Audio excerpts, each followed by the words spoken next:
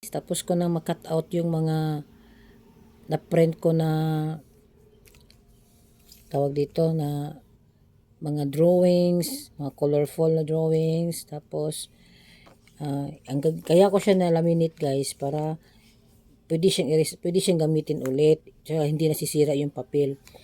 Tapos ang gagawin namin ni The Boy mamaya, ituturo ko sa kanya, titignan ko siya kung saan ang designated nito. Halimbawa ito, uniform. Kung ilalagay ba niya ba dyan. Ganyan. Yan ang gagawin ng activity mamaya.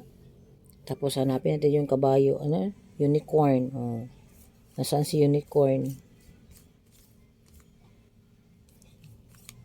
Ayan. Kailangan ko pa talaga ayusin to guys. Para wala, di ko mahanap. Hanapin ko pa siya. Basta ganun guys, yan ang ganito ang mangyayari. Itong mga bagay na to, itong mga print na to guys is na-avail ko siya sa Facebook. Nakita ko sa Facebook, tapos may nakaano na siya. Bali sa Canva ata to sa Canva. Tapos binili ko ng mura. Ayan.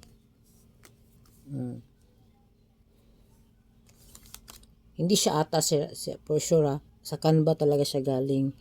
Tapos ayan, ready na siya ganito. Yung mga